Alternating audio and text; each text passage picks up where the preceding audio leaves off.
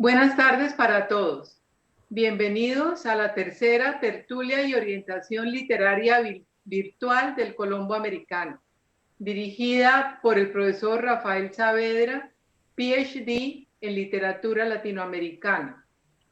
Hoy hablaremos sobre el libro Rebeca de la escritora británica Daphne du Maurier. También se encuentra con nosotros Rosabel Martínez del equipo cultural del Colombo, quien será la moderadora de la reunión. Muchas gracias a todos los que nos ven por primera vez y a los que nos acompañaron en las pasadas tertulias. Esperamos que las disfruten. Muchas gracias. Gracias, Elena. Hola, Rafael, buenas tardes. Buenas tardes, Rosabel, Elena. A la tertulia y orientación literaria del Centro Colombo Americano. Bueno, les recuerdo que este encuentro siempre lo tenemos el segundo miércoles de cada mes y esta vez y en esta oportunidad y de que estamos en confinamiento, entonces nos hemos conectado por el Facebook Live del Colombo. Entonces se pueden conectar, nos pueden hacer comentarios, ya pueden ingresar a la página y conectarse con nosotros y tener pues esta agradable charla que vamos a tener hoy sobre el libro Raquel. ¿Qué hacemos, Rafael? ¿Empezamos? Sí, yo creo que vamos a dar cierto tiempo a las personas para que ingresen, pero mientras tanto podemos hablar. Me equivoqué. No es Raquel, es Rebeca.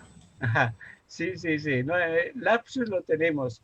Y hay una obra de la misma autora que se llama Mi prima Raquel. Pues seguramente ahí está. Seguramente me equivoqué por eso, por estar ahí indagando y mirando. Pero bueno, reitero, es Rebeca. Sí. Rafael, buenas tardes. Buenas tardes de nuevo, Rosabel, Elena y todo el equipo. Decía que podemos empezar tal vez hablando de cosas muy generales. Y una pregunta que normalmente deben estarse haciendo más de una persona es ¿por qué elegí este libro y esta autora? El punto fundamental es el Centro Colombo Americano. Desde hace 8 años viene llevando la tertulia y cada semestre le da la oportunidad o nos da la oportunidad de poder leer y disfrutar la obra de una novela escrita por una mujer. Entonces se ha vuelto tradición. Y en esta primera parte no habíamos todavía hablado de una novela escrita por mujer. Pero también hay una razón más poderosa y es la literatura escrita por mujeres vista en nuestros días, que es muy diferente a la literatura escrita por mujeres hace muchos años. El Centro Colombo Americano en estos 8 años nos ha permitido hablar de autoras como Silvia Galvis, santanderiana, o de Marcela Serrano, chilena, Isabel Allende, también chilena, Elisa Mújica, otra santanderiana, Elena Poniatowska, Laura Restrepo, Alba Lucía Ángel, Virginia Woolf, Marvel Moreno, Piedad Bonet, Pominia Camacho de Figueredo, Carmen Laforé, Toni Morrison, en fin, ya hemos cubierto una gran cantidad de mujeres escritoras. Entonces, cerramos esta primera parte de este semestre con esta autora, Daphne du Maurier, y su gran novela, Rebeca. Sí, Rafael, ¿por qué ella? ¿Y por qué específicamente esta novela? Ella, repito, porque para el año en que la escribe y la publica, que es 1938, se convierte en un suceso. Es extraordinario. Y uno debe preguntarse qué tuvo esta novela en ese tiempo que fue tan aplaudida y qué valores mantiene prácticamente a 80 y pico de años de haberse publicado. Esa es una buena razón. Otra razón es la de dar importancia a la escritura escrita por mujeres, que guarda sus propias proporciones frente a la escritura escrita por hombres.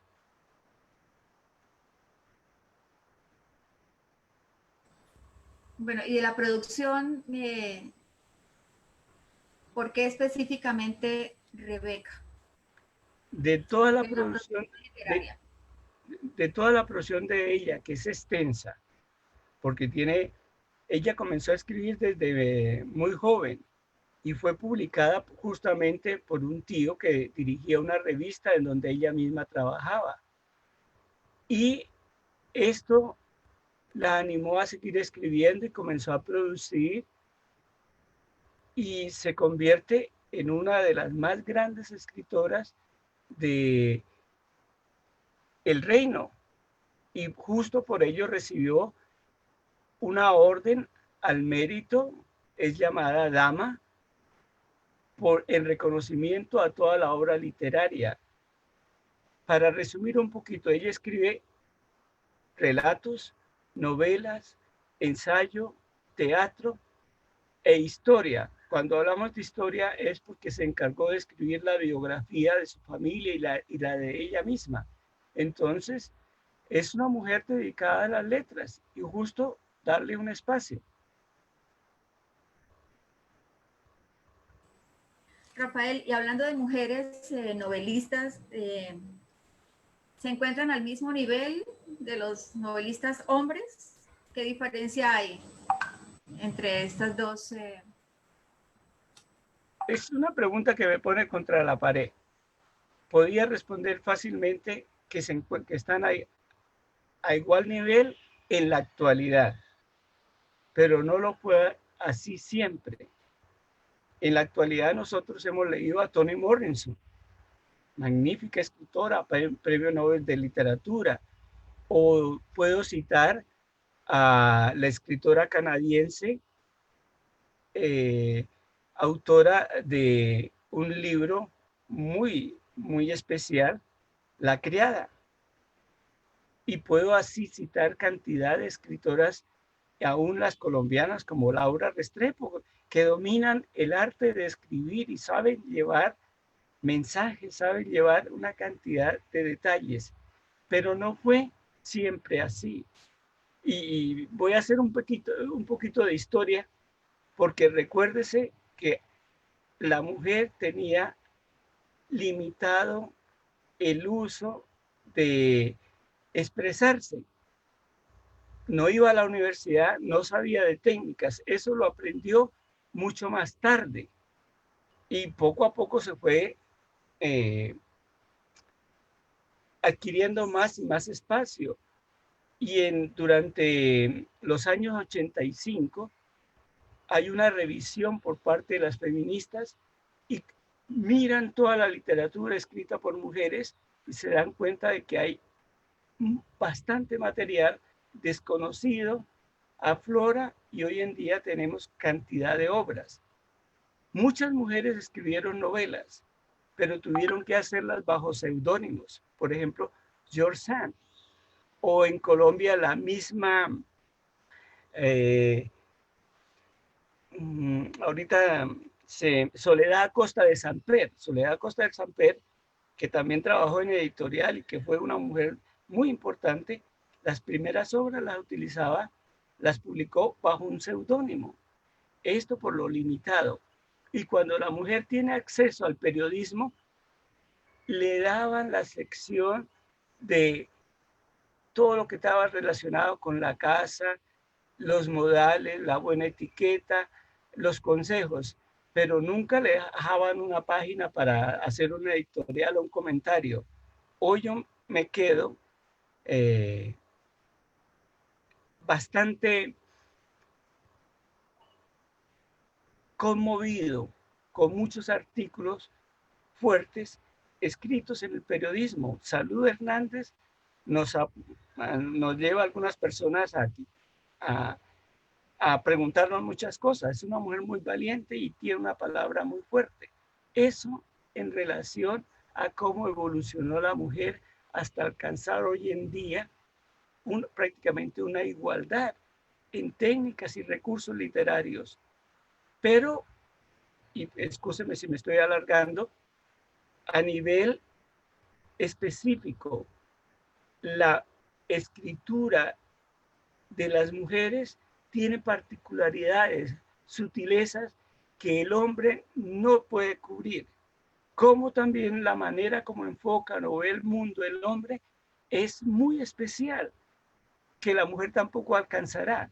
Y en este caso no debe haber rivalidad entre estos dos componentes, debe ser complementación. Yo he ganado leyendo obras escritas por mujeres y leyendo obras escritas por hombres. Cada uno tiene sus particularidades. Por ejemplo, el intimismo es muy difícil de lograr por parte de los hombres, aunque Flaubert, que escribió la excelente obra Madame Bovary, en Emma hizo un personaje tan propio, tan de mujer, que muchas veces me preguntaron, ¿quién es Emma? Y él decía, c'est moi, soy yo. Es decir, se puede lograr cosas como Tolstoy o Tolstoy con Ana Karenina y así cantidad de personajes escritos por hombres donde toman la figura de mujer y la hacen muy bien. Pero la esencia femenina, la esencia del ser mujer, solamente le corresponde a la mujer. Y eso es lo que nos aporta la literatura escrita por mujeres, que también tenemos que abordar, que nos va a enriquecer y que nos complementa. Rafael, tengo acá dos preguntas. María Victoria Ramos quiere saber qué valor tiene la novela en el momento actual. Excelente pregunta y también difícil de responder en el sentido en que no puedo yo tomar el contexto mundial para decir la novela está muy bien. Lo que sí puedo decir es que los libros se reescriben. Cada época le da un especial toque a los libros. Y estoy hablando de libros que impactan, de libros que tienen que ver con la humanidad, no con un grupito específico muy local, no. Todos los libros que trascienden, que tienen la universalidad, perviven en el tiempo y para cada generación y para cada época trae sus propios mensajes. Esto yo les puedo preguntar al final, ¿qué mensaje les dejó la novela en este momento que la leyeron ustedes? Y me imagino que al final va a haber muchas respuestas. A mí, como profesor de literatura, me hizo revisar el canon de las obras.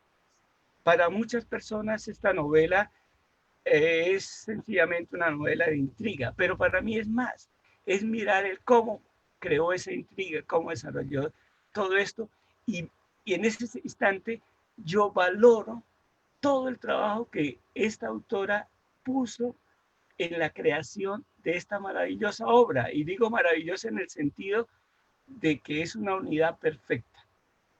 Entonces, repito, los libros se reescriben con las épocas y cada persona le da su propio significado. Elena. Aquí hay otra pregunta que creo que se adelanta un poquito, pero es que como esto va pasando, de pronto la pierdo. Y es Gina Paola Ruiz, dice, buenas tardes, doctor Saavedra.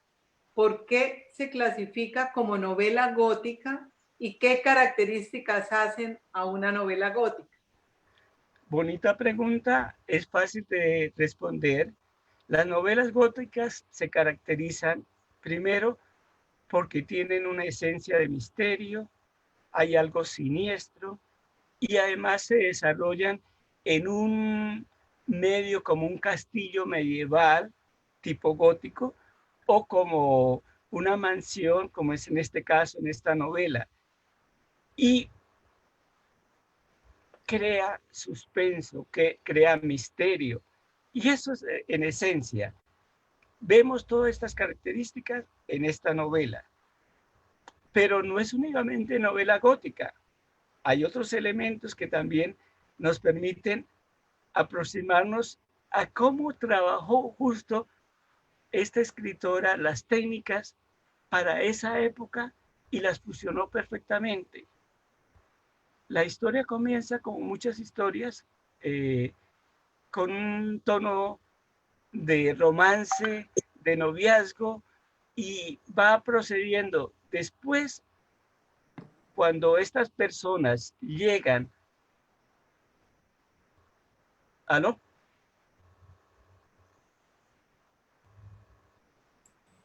Tranquilo. Bueno, ¿puedo continuar? Sí, Bueno, señor. entonces, cuando estos personajes novios se casan y llegan a la mansión, es cuando comienza otra etapa en la novela que se va incrementando y va haciéndola precisamente misteriosa, y la mansión va adquiriendo una personalidad especial. Sumado esto al gran papel de la criada o ama de llaves anterior. Y luego viene una figura fantasmal que va a dominar todo el libro, Rebeca. Pues todo esto es parte de la fusión de técnicas. Y en esa fusión de técnicas también va a aparecer en la novela negra, que se caracteriza también por como la búsqueda policial, como tratar de encontrar qué pasó, cómo, cómo se desarrolló el crimen. Y la novela negra también tiene sus orígenes en Estados Unidos, cuando comienzan a hablar sobre el crimen y Al Capone y todos esos recursos que utilizaban para evadir la justicia. Todo esto está allí fusionado de una manera artísticamente lograda.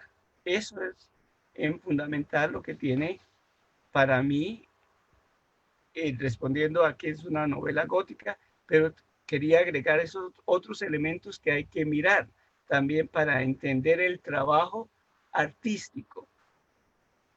Lo otro, la trama y la historia en sí, es genial como está hecho.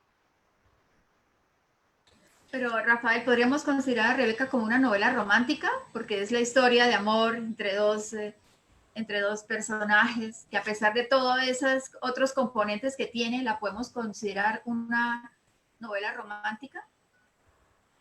Bueno, cuando hablamos de romántico o romántica en el sentido propio de la literatura, estamos hablando de una literatura que se desarrolló prácticamente en el siglo XIX.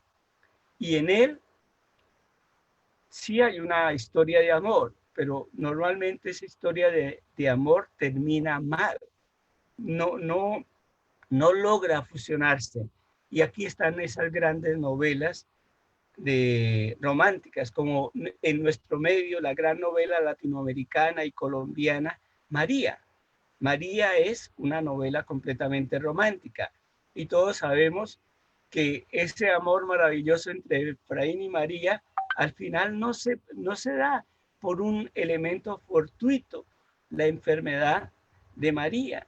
Entonces, esos amores imposibles y el ambiente donde se desarrolla es lo que hace la novela romántica. Otra de las grandes novelas románticas es la de Goethe, la o Goethe, Los secretos del joven Werther, Paulo y Virginia. Todas estas fueron novelas románticas, pero fueron en el siglo anterior. Ahora, que una novela trate de una relación amorosa es diferente. La relación amorosa puede ser tratada en literatura por cantidad de movimientos. Por ejemplo, en el realismo se vio este romance de una manera. En el romanticismo se vieron los romances de una manera. En esta novela, Rebeca, hay un romance, pero el romance al final tiene un final, no digamos totalmente feliz, porque quedan algunas dudas, pero sí se realiza que ella finalmente pueda estar con Maxime. y que pueda estar alejada de otra cosa y en completo, digamos, armonía con su esposo, recupera a su esposo, se quita una cantidad de ideas equivocadas que tenía y logra ser ella misma. Entonces, el final es positivo y no tiene que ser, y no por esto es una novela romántica, es una novela que trata de un romance, pero no es romántica por lo que acabé de decir.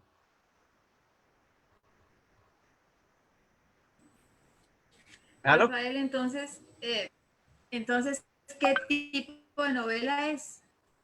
Bueno, teniendo una tipología que desarrolla Kaiser, habla de tres grandes novelas. La novela de acción, novela de espacio y novela de personaje. Como el título de la novela es Rebeca, por lo tanto, esto ya nos está induciendo a mirar la novela como una novela de personaje. Pero lo interesante en esta novela es que justo el personaje principal es un personaje ausente, es un fantasma, lo cual hace extraordinario ese aspecto, porque debiera ser el personaje principal la narradora, pero la narradora no lo es.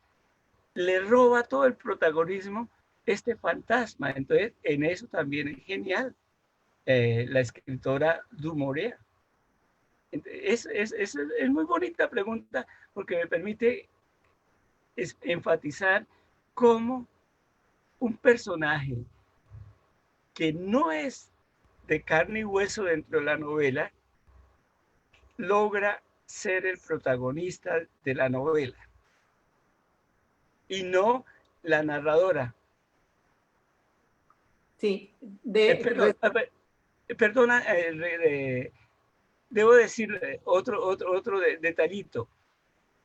Cuando Kexler habla de novelas de acción, está hablando de novelas de trama. Por supuesto, en esta novela hay una trama y es muy interesante.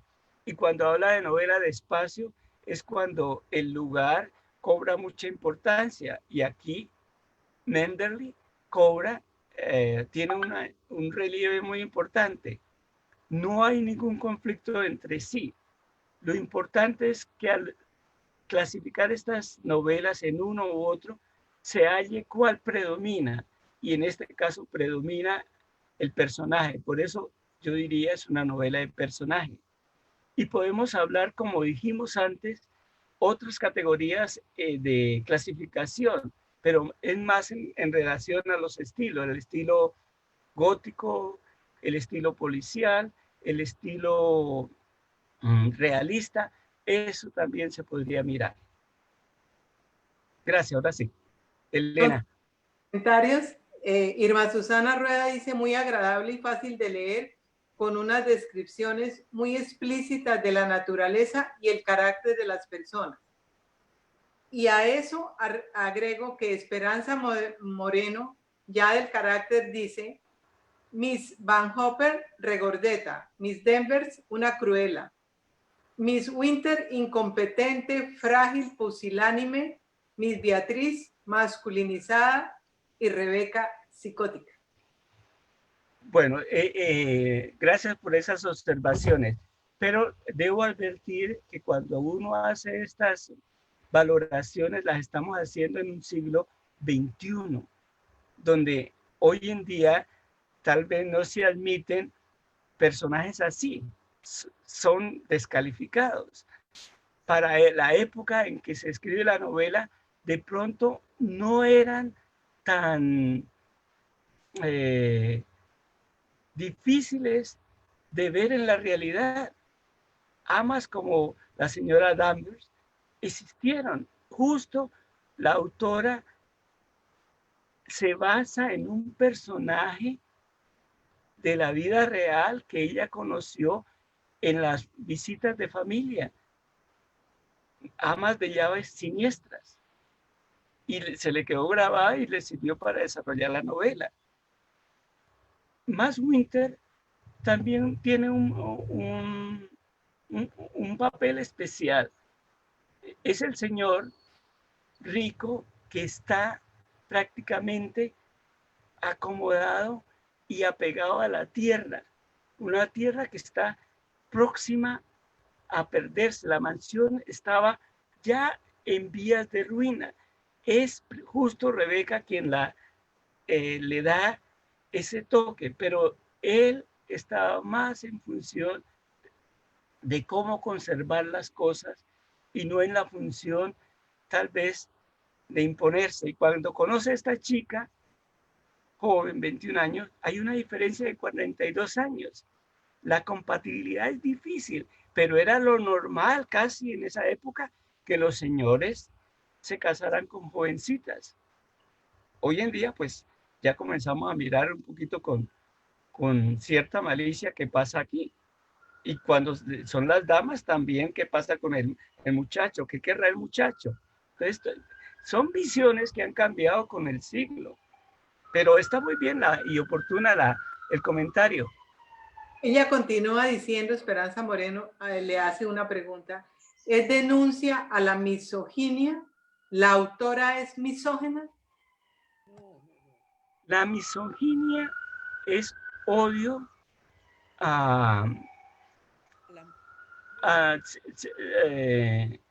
hacia la mujer. Yo no creo que haya misoginia en esto. Hay una revelación, una situación donde los valores de los diferentes personajes están en conflicto, que es propio de las novelas, poner estos personajes en conflicto. Y la misoginia será más en los escritos de los hombres que niegan a la mujer como ser intelectualmente válida. Y aquí no creo que se vea. Al final, por ejemplo, este personaje frágil logra ser ella y admitir que fue débil. Yo creo que ahí está revalorando a la mujer y no desfigurándola. Pero para desarrollar la novela necesitaba crear personajes antagónicos. Por eso está la señora Von Hopper o la famosa ama de llaves, la señora Cruel. Entonces, eso es parte de los recursos. Estamos.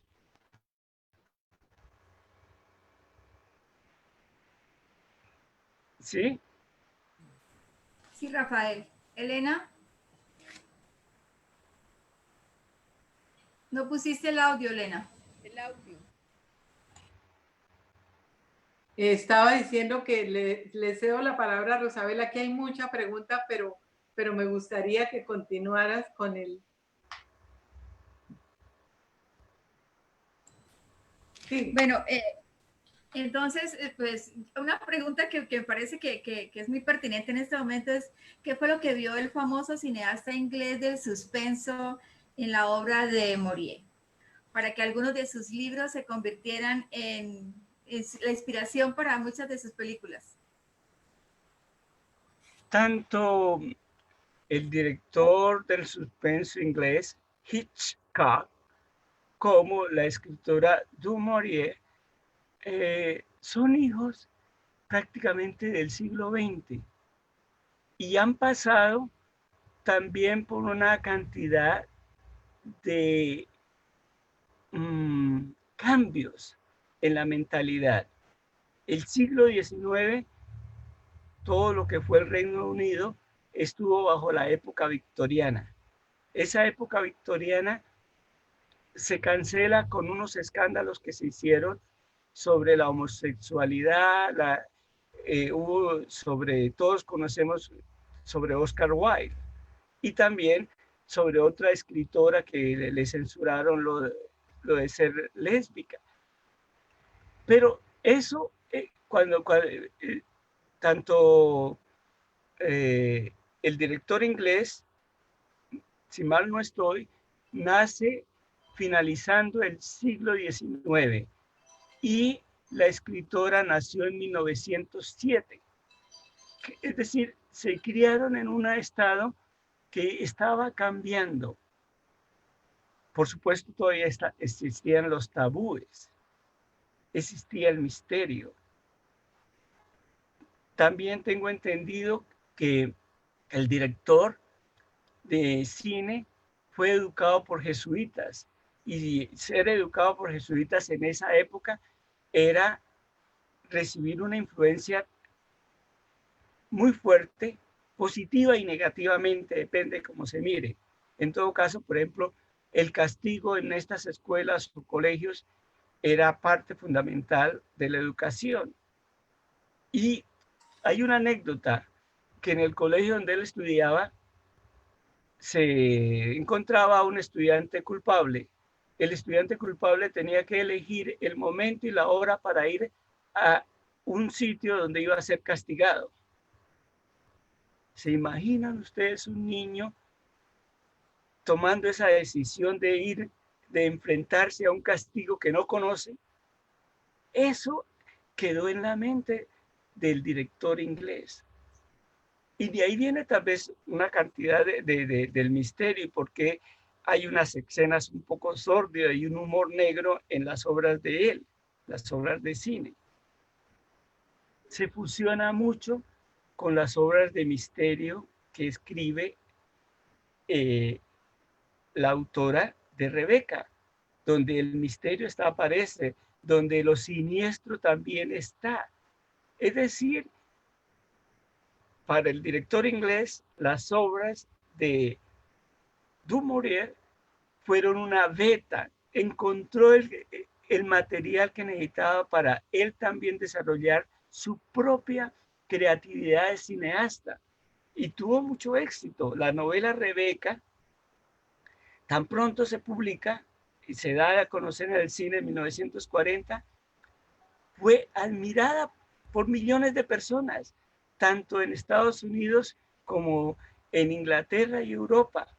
Incluso, por ejemplo, en España, a una prenda de vestir se le llamó Rebeca, en honor a una chaqueta que lucía la actriz. La película recibió muchas nominaciones al Oscar y ganó 2, a la mejor fotografía y la mejor película.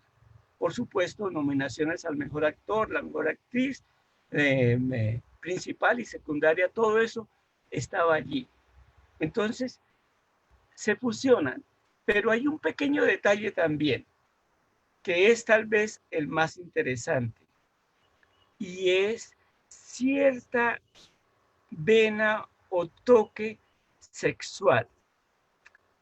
Leyéndose bien, Rebeca, la relación que hay entre el esposo y la segunda esposa, dada la diferencia de edad, es más una relación casi de padre a hija, que sutilmente evoca acá incesto. Y cuando se tiene en cuenta la película Pájaros, allí también hay una relación muy fuerte entre Mitchell y la madre, que es, sin ser explícita, se deja la intranquilidad de que posiblemente hay incesto. Entonces esas connotaciones un tanto sexuales, el misterio y todo, es el elemento que los conjuga y los hace partícipes de entregarnos tanto la novela como la obra de cine o las obras de cine, porque no, como dijo Rosabel, no fue una sola película, fueron varias. Él se especializó en las obras de esta escritora y ambos recrearon un momento. Y volviendo un tanto a la idea de cómo las obras se reescriben en el tiempo, cuando sale la película Rebeca, y con ese inicio de la novela que tiene, algo así como anoche soñé que regresaba a Manderley. Eso quedó grabado en las mentes de todos los que fueron a ver la película. ¿Y por qué quedó grabado? Estábamos en 1940. estamos durante la Segunda Guerra Mundial. Las grandes mansiones, las casas están destruidas. O sea, que sin saberlo, la escritora estaba profetizando una situación que vendría inmediatamente, y es la recuperación mental de algo que se perdió. Eso es reescribir la historia. Me parece que ya es suficiente. Rafael, Carlos Cortés dice, estoy de acuerdo con quien dijo que era un drama psicológico, celos y belleza literaria. Excelente. Mire que a mí se me había pasado hablar de el elemento psicológico que impregna esta novela. Son maravillosos los monólogos que tiene la nueva esposa. En cada uno de esos monólogos y ensueños, previendo el futuro que le espera, uno encuentra una riqueza, una exploración psicológica tan grande que esta novela también puede ser desde ese aspecto clasificada como psicológica. Y cuando hablaba de intimismo, es precisamente en estos monólogos o reflexiones interiores que hace la narradora, no la protagonista, que encontramos elementos tan esenciales en la vulnerabilidad, bueno, lo vulnerable de la mujer, y que hace también la revelación de los miedos, los temores, las angustias, que magníficamente están expresadas allí. Gracias, doctor Cortés, y excelente apunte. Y por favor, quienes tengan apuntes, háganlo, porque a mí se me pasan cosas. Muy amable. Aquí María Elena Granados dice también con respecto a eso, me encantó la conexión de los hilos de la historia y el magnífico retrato psicológico de los personajes. Sí, estoy de acuerdo. Pero también les voy a dar una pista de la lectura. Uno lee la novela y comienza a leerla como todo, despreocupadamente, atendiendo a la información que le va proporcionando las páginas. Y cuando termina la novela, siente necesidad de volver a esos primeros capítulos. Y regresándose a esos primeros capítulos, entonces, absolutamente cada frase, cada idea que allí están expresadas en estos primeros capítulos, se desarrollan en los capítulos posteriores, y todo tiene como una respuesta. Uno no entiende por qué en sueños regresaba a Manderley. Uno no entiende por qué la maleza, el paisaje agreste en ese sueño de regresar a Manderley. Pero cuando comienza a leer la novela, en el transcurso de la novela, y cuando hay la descripción de Manderley en posesión de esta nueva esposa, cuando camina por los jardines, el paisaje forma parte de la novela. Es un paisaje que ahora, en ese momento, al principio de la novela, es agreste, feo, repulsivo, engendra miedo, como quería la autora engendrar. Pero en el desarrollo de la novela, el paisaje a veces se torna tan bello, tan espléndido, como cuando ella pasea con su esposo por el valle que llaman del placer, que estaba delicioso. Había y había un arroyo, había flores, había las azaleas. Todo eso es maravilloso. Entonces, fíjese la maestría de combinar los paisajes y cómo el paisaje hace parte de la acción. Cuando hay una acción terrible, como la que se presenta en el balcón, donde ella va a estar próxima a ser lanzada prácticamente, o a lanzarse al vacío, de pronto un relámpago, un rayo, ilumina y desaparece todo, cambia todo. Eso es maestría, eso no lo logra cualquier escritor, tiene que ser un escritor con mucha propiedad, con conocimiento de la materia y con creatividad. Ahí hay creatividad y conocimiento de los recursos literarios. Pero, aunque ya lo hemos tocado un poco, pero ¿cómo ves, Rafael, la caracterización de los personajes? Bien lograda, bien lograda. Aunque nos parece, por ejemplo, de rechazo en un principio la actitud de esta muchacha, la ingenuidad, la inocencia, quisiéramos que tuviera más coraje, más fuerza, que se enfrentara a las cosas. Era así como quería desarrollarlo la autora.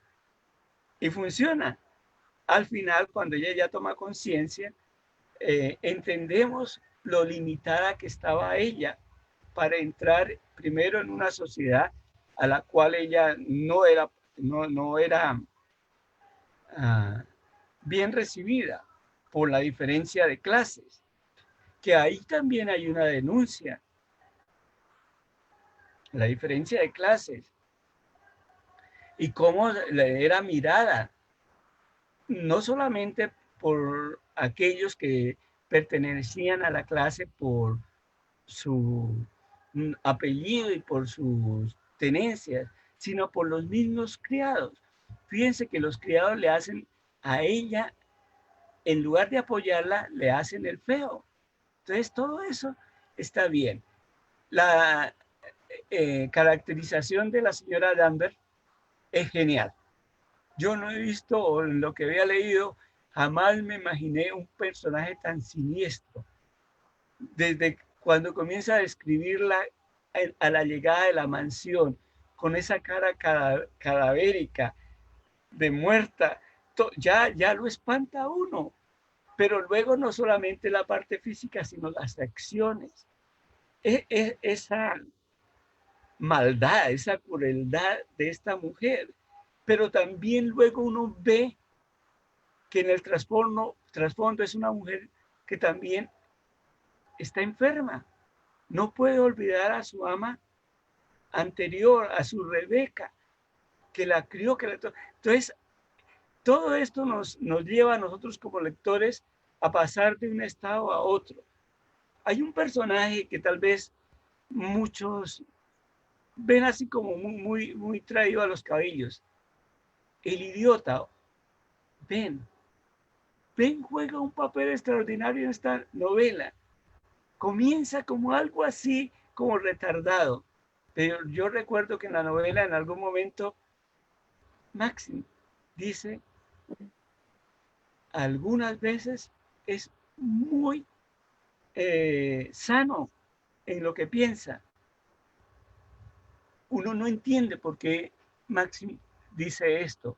Es solamente cuando viene este otro siniestro personal, Jack, que uno entiende el valor de Ben, porque él tiene que venir a justificar lo que ha visto. Y resulta que en ese momento, yo no creo que sea por inocencia, niega todo, pero también le podemos dar el crédito que es el miedo que le infunde el personaje Jack a él. Miedo que antes se lo habían infundido tanto Rebeca como él, acusándolo y queriéndolo llevar a el sitio de corrección, y él no quiere ir. Entonces, cuando está presente a él, vienen todos estos elementos y uno no sabe si lo hace, si niega por el miedo que le tiene a Jack o porque es en el momento oportuno de hacerlo quedar mal. Entonces, todo eso es bien logrado en este personaje. Pero también los contrastes. Cuando la hermana de Maxim la invita a visitar a la abuela, todo va perfecto, todo es armonioso. La saca ella de una situación crítica que estaba en Manderley y llegan la casa de esta gran dama y los sirvientes y todo, está bien. Pero de pronto entra en su locura y quiere a Rebeca. Ese otro contraste. Y cómo realmente esta abuela juega un papel fundamental dentro de la novela. Los personajes secundarios, como este hombre que acompaña a Maxim y que conoce toda la verdad, esa lealtad es extraordinaria. El coronel al final, y aparentemente el coronel sabía la verdad, aparente, porque hay en un diálogo que tienen los dos, Maxim y la esposa, se pregunta, ¿usted cree que él sabía? Y ambos llegan al acuerdo que sí sabía, pero que entendió la situación y es él quien los invita a que es mejor que se vayan antes de que crezca un chisme. Pues corazón que, como se dice, el refrán, ojos que no ven, corazón que no siente, está allí. Y es donde vemos el toque humano, lo humano está allí presente. Entonces son personajes de carne y hueso bien desarrollados, en mi humilde opinión. Así haya de pronto otros que digan que son rebuscados o que son muy esquemáticos, en fin. Yo pienso que son muy bien hechos. Con respecto a eso, Esperanza Moreno le pregunta que si el amor de Miss Denvers que profesa hacia Rebeca es filial o pasional. Es el toque que hablaba uno de allí cierto elemento sexual que no está claro, pero que se puede leer como entre líneas. Parece que esta señora Danvers tenía un afecto desmedido por Rebeca, la adoraba, la idolatraba, entendía la diferencia que había entre ella y la señora, la respetaba, pero había algo más allá. Justo la muerte de ella le provoca una reacción tremenda. Ella tampoco sabe la realidad, la verdad. Y cuando descubre la verdad de que la verdad, entre comillas,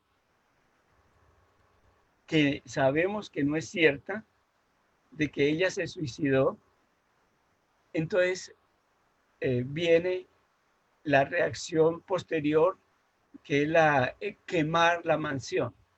Enferma, una persona enferma. Pero sí hay ese toque un tanto como de una relación más allá de lo que hoy en día nosotros llamamos como normal.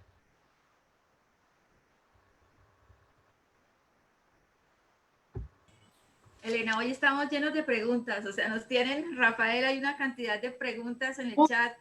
Y, estaba esperando que Rafael continuara con su diálogo para hacer otras 2 preguntas que tengo aquí en el tintero. Muy rico que haya preguntas. Es Rosabel, bueno, si Elena, yo creo que deberías hacer las preguntas para poder seguir con las siguientes, me parece. Sí, porque después se nos pierden. Clara Blanco dice, la parte descriptiva del texto en cuanto a paisajes, personas y estados de ánimo permitieron la producción de películas y obras de teatro. Esto fue aquí. Sí, es un comentario y es un comentario apropiado. Gracias. Y Carlos Cortés también comenta que aunque es una novela de personajes, al final no los tiene en cuenta sino es a Manderley. Perdón, no entendí. Al final... Aunque es una novela de personajes, al final la autora, supongo, no los tiene en cuenta sino es a Manderley. Sí. Bueno, aquí viene algo también que es biográfico. La autora tenía predilección por estos castillos, por estas mansiones, por estas casas que estaban prontas a ya no verse nunca más.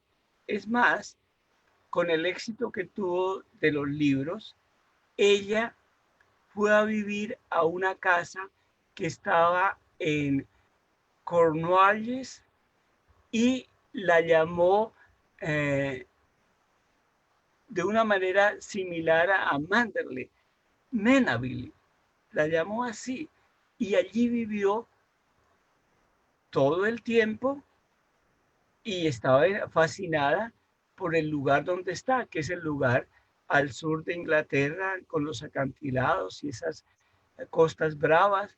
En fin, tenía esa predilección. Y como dije, Manderley se va a convertir en la casa, el lugar que ya no existe y que se perdió durante la Segunda Guerra Mundial. Y justo el inicio de la novela es dándole importancia a esta mansión, y esta mansión es personaje, yo lo llamo, es un personaje más dentro de la novela. Sin ese personaje, sin este lugar tan fuerte, tan especial, la novela no existiría.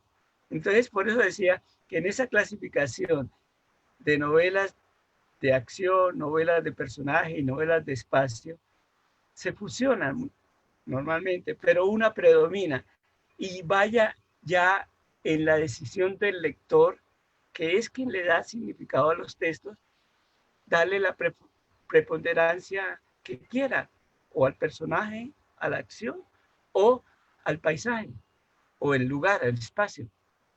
Gracias, doctor Cortés. Aquí hay una reflexión de Esperanza Moreno. No sé usted qué opina.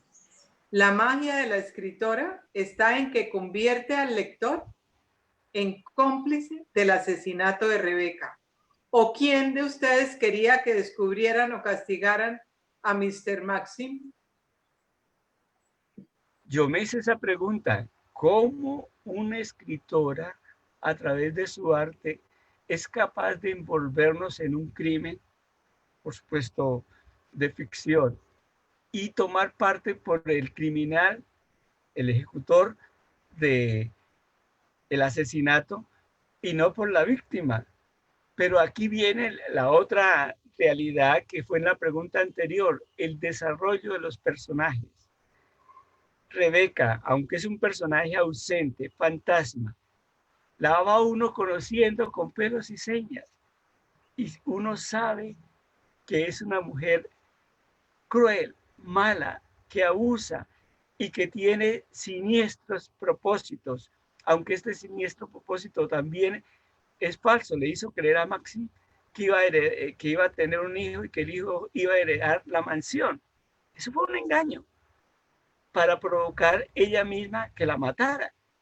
O sea, no pudo sobrevivir, como lo explicaba el doctor. A algunas personas les es muy difícil enfrentar la enfermedad, y más en esos tiempos donde era tan difícil curar un cáncer.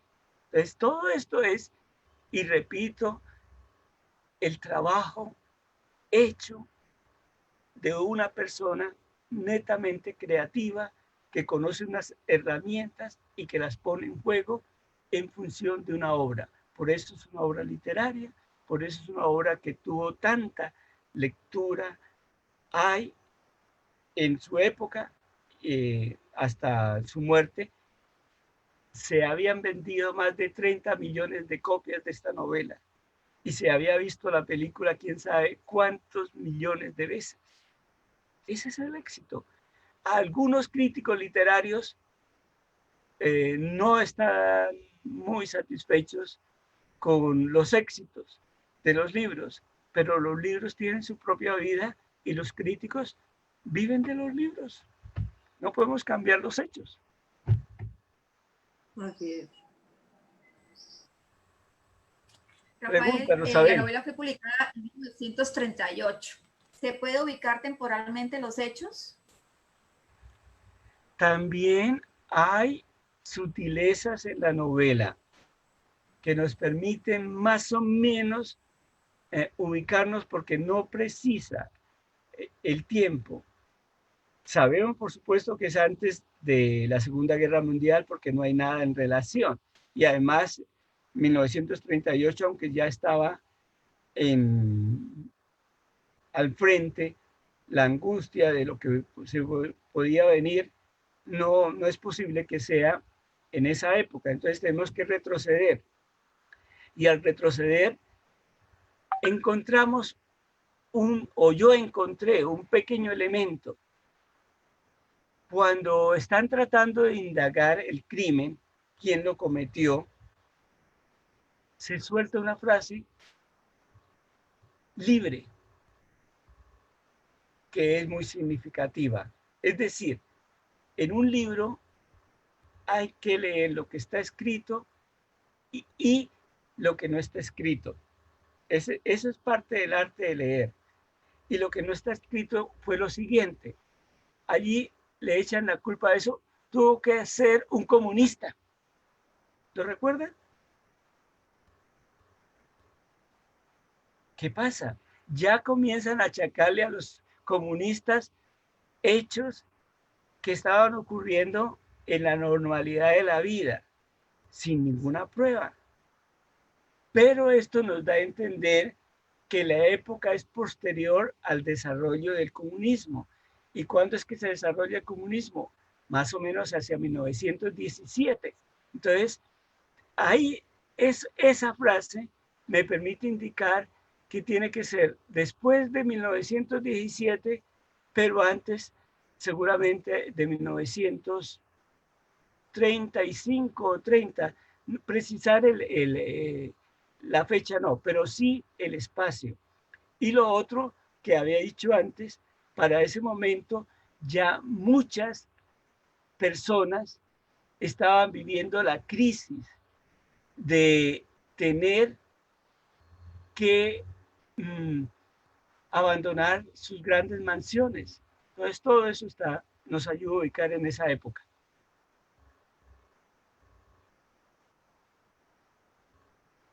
Bueno, y con relación al manejo del tiempo de la novela.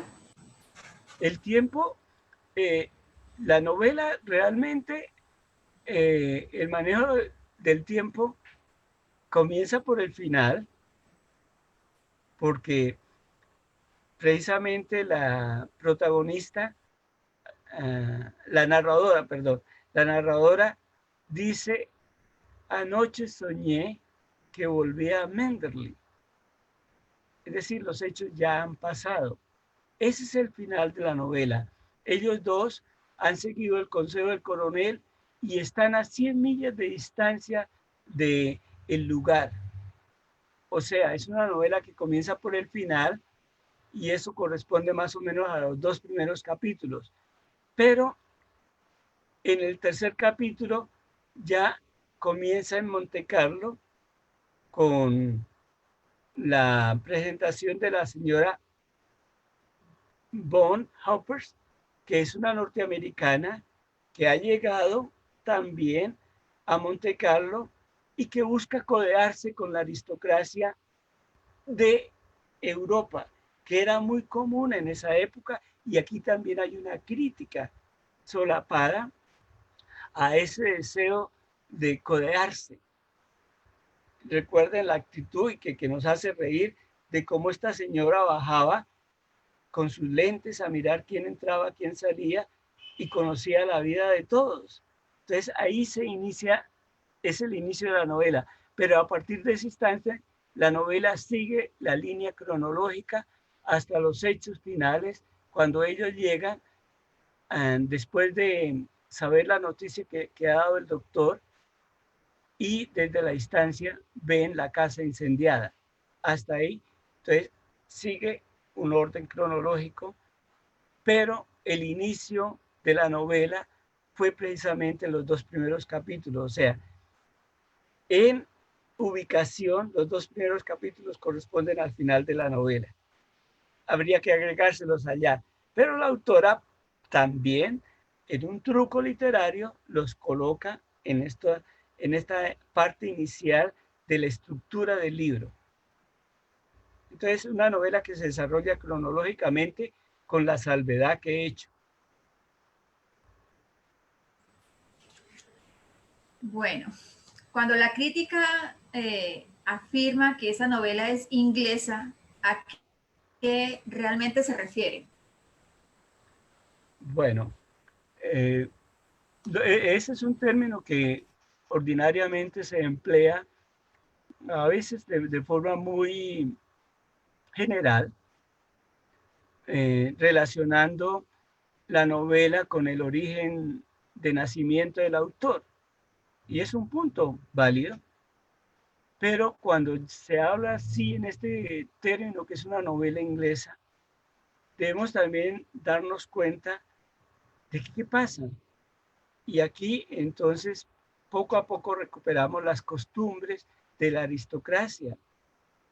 Es interesante la descripción de la hora del té, cómo llegaban los sirvientes a esa hora, extendían el té, las galletas y todos los pudines y todo el dulce que había, todo esto era lo que se hacía en esa tradición. E incluso la advenediza, la llegada, la nueva señora, no sabe qué pasa después si ellos, con tanta comida que les ofrecen, qué pasará. Y ella, siendo de clase, digamos, menos favorecida, sabe la importancia de la comida, pero no lo puede expresar porque iba en contra de las normas. Ni siquiera se atreve a preguntar qué hacen con las sobras. Esto es parte de retratar la aristocracia inglesa. También lo vemos con la abuela. La abuela también es símbolo de esa aristocracia. Lo es también la ceremonia del baile. La ceremonia del baile, qué cosa tan maravillosa. Primero, la manera como forzaron a hacerlo porque era la tradición. Y luego el fiasco que hay frente al vestido que va a llevar la narradora. Todo esto y toda la manera como critica el comportamiento de las personas dentro del baile. Todo eso es mostrando la cultura inglesa. Es decir, cuando hablamos de una novela colombiana, además de mostrar y de saber que el autor es tal, tenemos que mirar cómo refleja a nuestro país en sus valores, en sus criterios. Y eso creo que está muy bajo, pasa inadvertido, pero es importante y yo creo que es bueno que me haya hecho esa pregunta porque muchas veces basta con que digamos, no, el autor es ruso, entonces es una novela rusa. Yo creo que es una generalización un tanto vana y que hay que profundizar hasta qué tanto, por ejemplo, esa novela refleja las costumbres, los valores, la esencia del pueblo. Y cuando es así, entonces tenemos más propiedad de decir que la novela es rusa, es inglesa, es norteamericana. Buena pregunta. Pero Rafael, esas preguntas obviamente que son siempre las importantes en este tema y sobre todo cuando estamos conversando del libro. Entonces, así como hablamos del tiempo, de la narrativa, de los personajes, ¿cómo es la estructura de la novela? La estructura, creo que ya la expliqué un momentico, es una estructura en donde la acción es lineal, comienza, como digo, prácticamente en el tercer capítulo y finaliza en el último, en los dos primeros capítulos del orden en que aparece el libro. Entonces, es una novela cronológica, con la salvedad hecha, pero también la estructura apunta a cómo está organizada. Y aquí vemos que la novela está organizada en 27 o 28 capítulos. Lo interesante es que cada capítulo como unidad está perfectamente diseñado. En cada capítulo hay un momento de suspenso y luego distensión, suspenso y distensión. Y eso se va graduando hasta llegar a un clímax. Esto es parte de la estructura. ¿Qué más puedo decir? La manera como van apareciendo los personajes.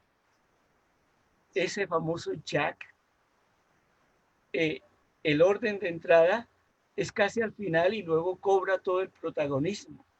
Y llegamos a odiarlo, a rechazarlo, porque es un hombre siniestro también. Y la manera como trata a la nueva esposa es indolente y es propio del patán, es propio de aquel que vive del momento y se aprovecha de las circunstancias. El rufián, es un rufián, es un buen personaje. Y al final, pues uno queda satisfecho de que no pudo salirse con la suya. Entonces es una novela organizada por capítulos.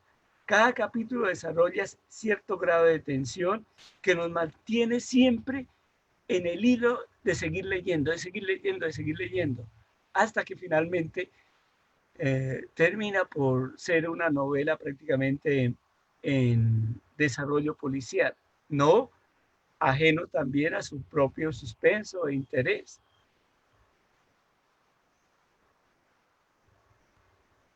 Tengo 3 comentarios. Vilma Mendoza dice, hay otro homenaje en la novela, bautizar con el síndrome de Rebeca a la aparición patológica de celos hacia una expareja. Patológica cuando aparece sin fundamentos firmes, por ejemplo, hacia una expareja que ha muerto.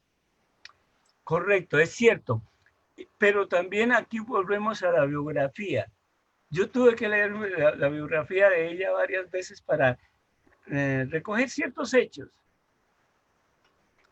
Ella casó con un coronel que más tarde va a recibir el título de ser o de señor por la corona inglesa, dado los servicios que prestó durante la Segunda Guerra Mundial. Personaje que ella adoró, un matrimonio, digamos, que se llevó bien, hubo 3 hijos, todo, digamos, hasta ahí bien. Pero en las anécdotas aparece que en una ausencia del esposo, ella revisando el escritorio, encontró cartas de una exnovia. Y la exnovia tenía un nombre que iniciaba por R. De ahí vienen esos celos de la autora por esta exnovia que tuvo su marido y que le va a servir de base para crear la novela. Y también miremos cómo utiliza esa R dentro de la novela. Cuando Maxim o más le regala el libro de poemas o le presta el libro de poemas, lo primero que encuentra es ella, la R reseñada de Rebeca. Y ya nos llama la atención allí eso. Y ella ya comienza a tenerle esa inquina a esa Rebeca y se va fundamentando.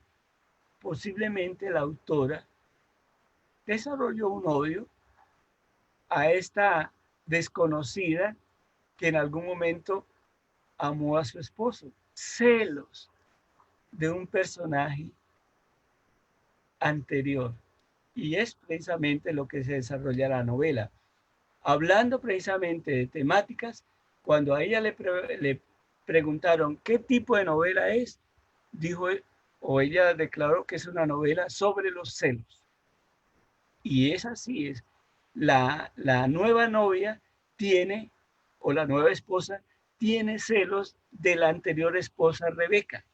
Ese es el plot, el elemento temático de la novela, entre otros, ¿no? Porque hay otros. Claro. Irma Susana Rueda también hace un comentario y dice, nunca se sabe el nombre de la segunda esposa de Max, siendo uno de los personajes centrales de la novela. Y Ese es otro acierto. Mire que estamos en 1938 y ya juega aquí con lo que más adelante va a tener como característica el siglo XX, y es personajes que pierden sus apellidos.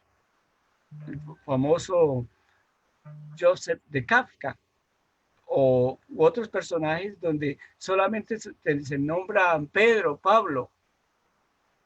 Y eso fue un recurso literario desarrollado en el siglo XX por la mayor parte de escritores que querían con mencionar solamente el nombre Pedro, Juan, universalizar el hecho que cualquier Pedro, cualquier María podía identificarse con el personaje. Pero en este caso ni siquiera tiene nombre. No lo conocemos, jamás lo conocemos, y es cierto. Y eso es un acierto y es un adelanto en las técnicas del escribir. Entregarnos 200 y pico de páginas y en la cual no sabemos quién nos está hablando. Cuando en la comunicación propia, lo primero que uno trata de identificar, ¿y quién lo dijo? Fíjese, ahí tenemos un recurso extraordinario, adelantado a su tiempo. También, y gracias por esa observación, se me había pasado por alto. Ahora que dice usted adelantaba su tiempo, María Victoria Ramos dice o pregunta, desde el punto de vista de narrar, ¿cuál es la diferencia de ella a los narradores actuales o de esa forma de narrar a los narradores actuales? Yo no creo que el narrar, el contar, tiene muchas avenidas, muchas maneras de hacerlo. Y los escritores toman ideas de otro y desarrollan sus propias maneras de expresarse. De hecho, cuando se publica la novela Rebeca, hubo muchos imitadores, pero como sucede con los imitadores, la maestría no llega. La maestría es de uno y él es el que fija un canon, fija una manera, una forma especial. Y de esa manera otros van a beber, van a aprender y van a desarrollar sus propias temáticas.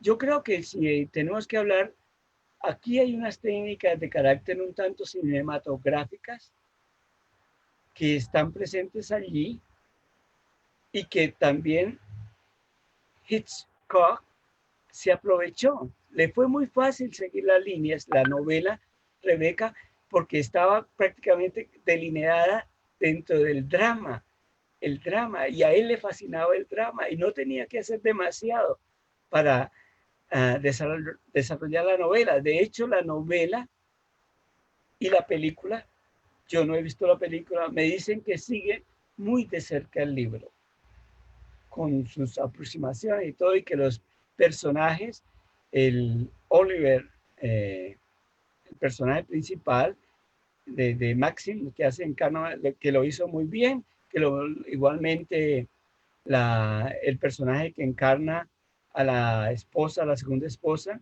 y que la famosa señora Danvers también estuvo muy bien caracterizada. Todo esto es parte de técnicas que hoy en día también se emplean por los escritores. El soliloquio se ha perfeccionado. Del monólogo y el soliloquio se ha pasado al fluir de la conciencia, donde se explora la mentalidad de las personas en la forma como la mente opera, todo esto desconectado. Y aquí aparece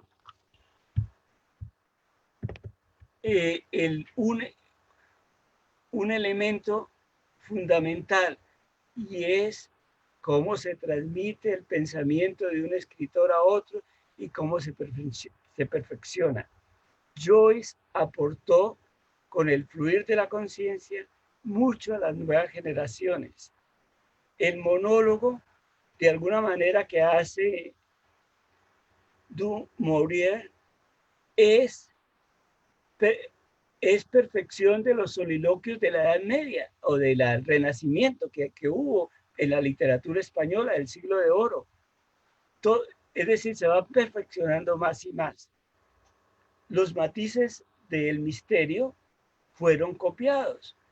El primer gran escritor de misterio y que influyó tanto en el director teatral y el director de cine es Edgar Allan Poe. Edgar Allan Poe dejó toda una secuela y de ahí venimos, vamos y vamos. Y cada uno puede ir combinando todas estas herramientas que se desarrollaron y una vez desarrolladas están sobre la mesa y los escritores pueden tomarlas, modificarlas, ampliarlas. No le escucho.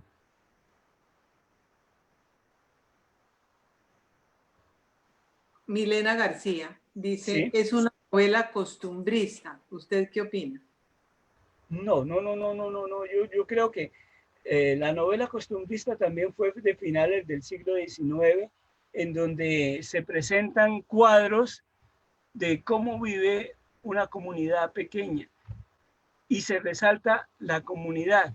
Por decir algo, en la novela Manuela de Eugenio Díaz, que es una novela muy buena, se resalta lo que es el 21 de junio, julio, que se celebra el Día de San Juan en un pueblito y quedó allí retratado, quedó allí las costumbres de cómo el pueblo celebraba el Día de San Juan en esa región. Una cosa es captar las costumbres y darlas a conocer con los modismos, cómo hablaban, qué comían, etcétera. Y otra cosa es mostrar todo un comportamiento social, la aristocracia inglesa. Que el propósito, en este caso en la novela, no era mostrar cómo se comportaba la aristocracia inglesa. Está allí en el fondo, pero no es el propósito del texto literario, como si el propósito de los textos literarios costumbristas es que se percaten, que se den cuenta de las costumbres, exactamente. Entonces, los objetivos son diferentes. Y además la época también, el costumbrismo prácticamente pierde vigencia finalizando el siglo XIX.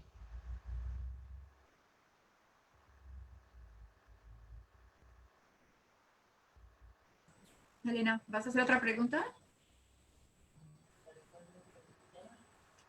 No, Rafael, o sea, aquí sí quiero que seas totalmente preciso, que te extiendas, me he dicho que lo abordes de la forma como me gusta, porque yo como artista me encanta.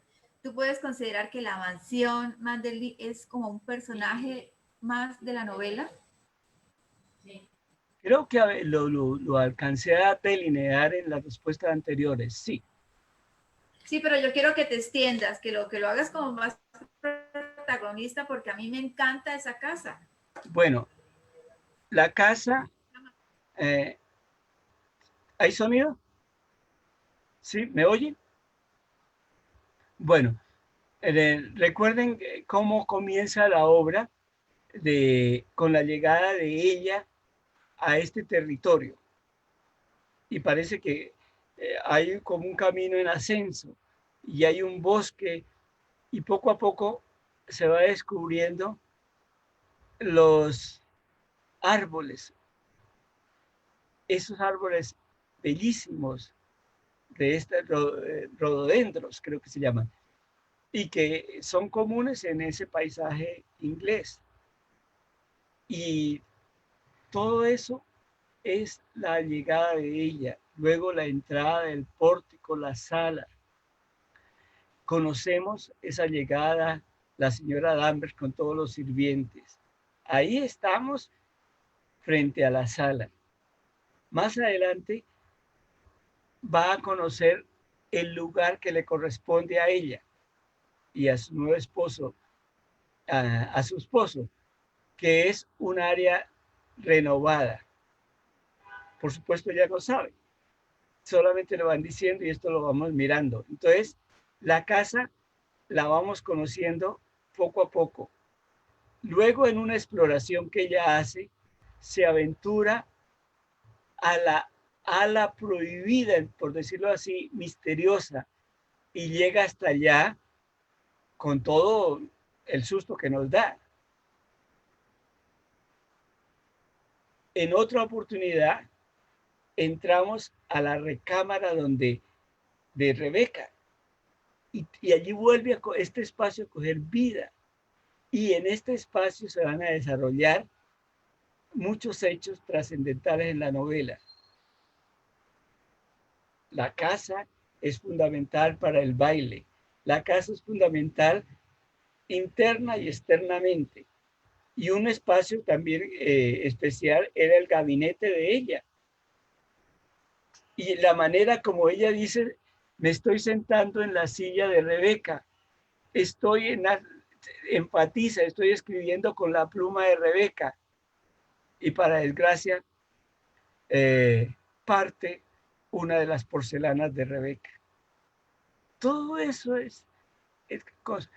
Y luego, sin querer, conocemos el pabellón que era mostrado a los turistas, las pinturas, el arte, todo lo que hay allí, que es obra de Rebeca. Eso que conocemos poco a poco se intensifica más cuando la señora Danvers le dice, vaya y mire el cuadro que está en la sala para que copie el vestido. Le da la sugerencia y ella tontamente sigue la idea y baja. Y como todo es un secreto, no revela el vestido que está haciendo. Fíjese que aquí el secreto, además de ser un juego muy intelectual y propio de no, me voy a disfrazar, no quiero que sepa el secreto. Ese secreto fue la puñalada tremenda que va a sufrir. Y ella inocente. La malvada es la señora Danvers, que sabe que puede manipularla. Luego la casa es vista desde el exterior, cómo se veían las paredes, todo. El paseo que bajan a la playa aledaña. Todo esto nos invita a mirar como presencia real la casa. El perro que acompaña se desvía y la hace llegar a la cabaña de Rebeca.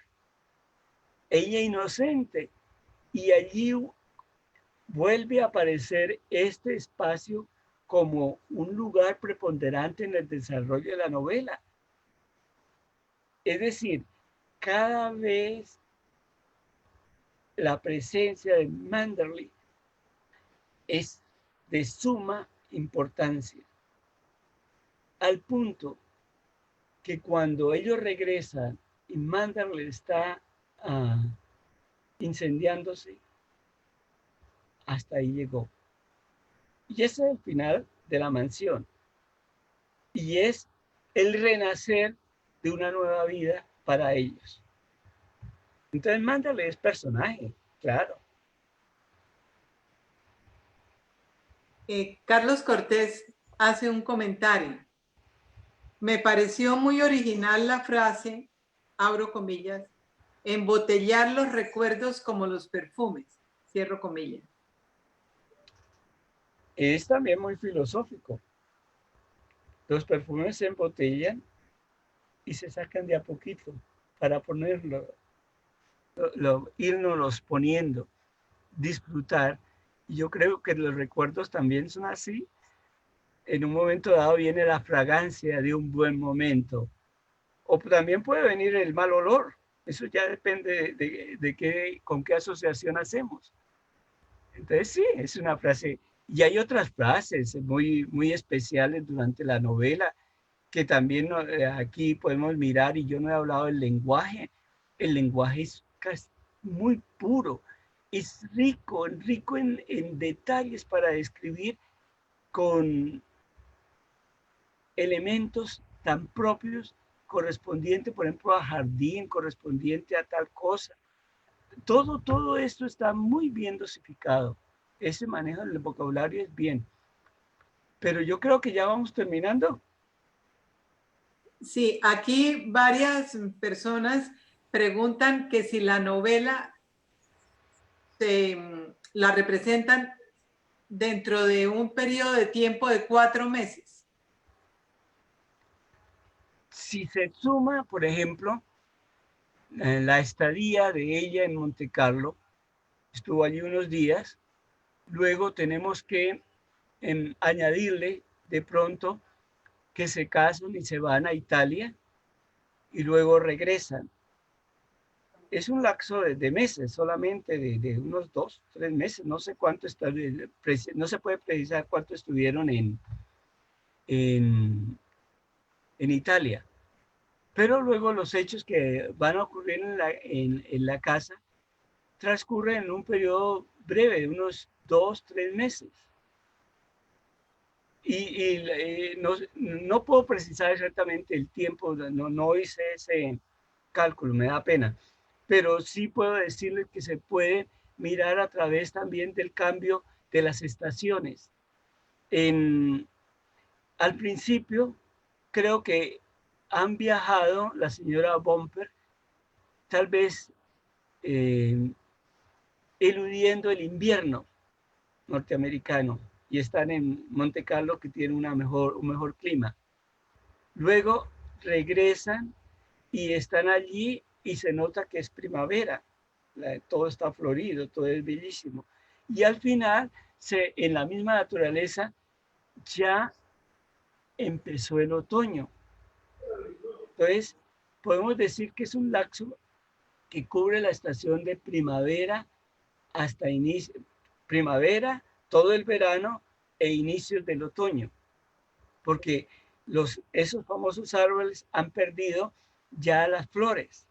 Eso se puede leer. Entonces, una manera de seguir el tiempo sería a través de las estaciones, y en ese caso yo diría que incluyendo el tiempo de estadía de ellos en Italia, podría ser unos 6, 9 meses, pero si se refiere únicamente desde la llegada de ellos hasta el incendio de la casa, pues es mucho más breve.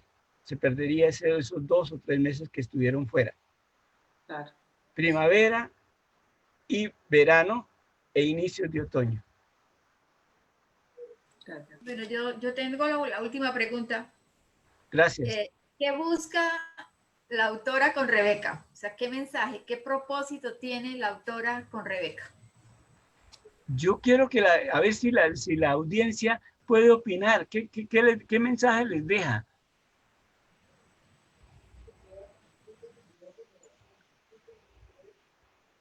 Esperemos a ver qué contesta. ¿Cuándo es la próxima tertulia? Buena pregunta, porque siguiendo la tradición que llevamos en el Colombo, el suscrito, el que les habla, entra en vacaciones. Ni en junio, bueno, junio ya terminé, a partir del 10 de junio, yo termino labores. Y julio, tal vez iniciaremos en agosto. Y tengo en mente un libro que también es un clásico de la literatura latinoamericana, y que por haber tantos autores y autoras tan importantes, se nos ha quedado en el bolsillo. El autor es un mexicano. Yo creo que tan pronto mencione el libro, lo van a recordar. El libro es La muerte de Artemio Cruz, del famosísimo Carlos Fuentes. Buenísimo. Bueno, Rafael, o sea que lo vamos a leer en vacaciones, ¿no? Sí, tiene más que 2 meses. Estamos esperando respuesta, pero ¿tú qué respuesta tienes para mi pregunta? Bueno, las finalidades de qué pretende un autor con escribir una obra, las conocerá el autor y a veces el mismo autor desconoce el impacto que tienen las obras. Como cualquier autor, ella pretendía ser leída y fue leída. Pretendía de alguna manera hacer una crítica a la sociedad y en el libro hay la crítica. Pretendía de pronto dejar un momento para la historia y se retrata ese momento que es la pérdida de estas grandes mansiones. Y de pronto, en la parte personal, exteriorizar sus propios miedos, sus celos, que seguían de alguna manera atormentándole luego de la muerte del esposo. Yo no sé, realmente los mensajes los recibe cada quien de acuerdo con su lectura. Elena. María Victoria Ramos dice que ve una lucha de la mujer fuerte y con un propósito y la mujer débil que no tiene nada claro. Excelente. Pero una cosa es, y aquí aclaro, una mujer débil o una mujer fuerte, eso es un elemento que puede estar presente en cualquier ser. Aquí tal vez el elemento específico es cómo yo puedo transformar con mis conocimientos, con mi inteligencia, la situación en que estoy. Y yo creo que al final el libro nos deja ver cómo esta mujer que conoció la confesión del esposo de ser un asesino, le entiende y le complementa y lo acompaña porque para ella era esencial su esposo, su matrimonio. Eso lo hace de manera consciente e inteligente. Una cosa es débil y otra cosa es débil pero inteligente. O fuerte, pero fuerte y con inteligencia. Nada más terrible que una mujer fuerte y con inteligencia. Bueno, yo voy a leer, ya se animaron. Luz Helena Valdivieso dice, para mí es un magnífico libro y como creemos en los fantasmas, sí. Y Vilma Mendoza, la felicidad no es un bien que pueda atesorarse, es una manera de pensar, un estado de ánimo. Nos habíamos librado del pasado y yo me aprendí la lección, callar lo que pudiera causar sufrimiento. Creo que esas son palabras que están dentro del libro. Entonces, fíjense que es una reflexión filosófica muy apropiada. Sí. Carlos Cortés dice, hay que tener personalidad, no dejarse dominar por los celos. La experiencia habla. Yo lo respeto mucho al doctor Cortés. Milena García dice, les recomiendo ver la película María Sol Puyana, muy interesante. Esperanza Moreno, no hay que enredarse, la vida con imaginación. Rosabel, dejemos que el libro nos sorprenda. O sea, tiene mucha hinchada, Rafael. Muy amable. Me alegra haber elegido este libro y que haya llegado a tanta gente. Muy amables por escucharme, por seguirme y quedan invitados desde ya a la próxima tertulia, pero será en agosto. Y repito, el libro La muerte de Artemio Cruz, de el extraordinario escritor mexicano Carlos Cortés. Perdón, Carlos Fuentes. Bueno, los invitamos a que si quieren volver a ver la transmisión, pueden ingresar a @ColomboB para la parte de videos y ven nuevamente la transmisión. Déjenos sus comentarios, opinen, que para nosotros esto es muy importante. Bueno, Rafael, muchísimas gracias. Excelente la tertulia, el libro de verdad. Súper. Rosabel, quiero decir algo. Y es para cerrar. Lo que he dicho aquí es a manera personal. Puedo estar equivocado. Lo que yo trato es de dar luz, dar claridad desde mi limitado conocimiento. Entonces, si alguien está, es decir, no comparte conmigo mis ideas, perfecto, no es problema para mí. Y si algo no corresponde realmente a ciertos criterios, perfecto también. Yo sencillamente trato de dar una orientación, de ampliar una lectura y creo que en eso consiste mi trabajo, jamás imponer un pensamiento, una idea o decir esta es la última palabra con respecto a. No, no, no, nunca será ese mi criterio. Muy amables de nuevo por escucharme y nos veremos pronto. Muchas gracias, Rafael. Muchas gracias a todos por asistir. Bueno, gracias por haber asistido a la tertulia. Muy importantes todos sus comentarios. Bye. Chao, Rafael. Chao, chao. Chao, Elena. Chao, Diego, que está detrás de cámaras y que hace un buen trabajo. Chao, Clarita. Chao al doctor Cortés. Chao a tantas personas que me acompañaron, María Victoria. En fin, gracias.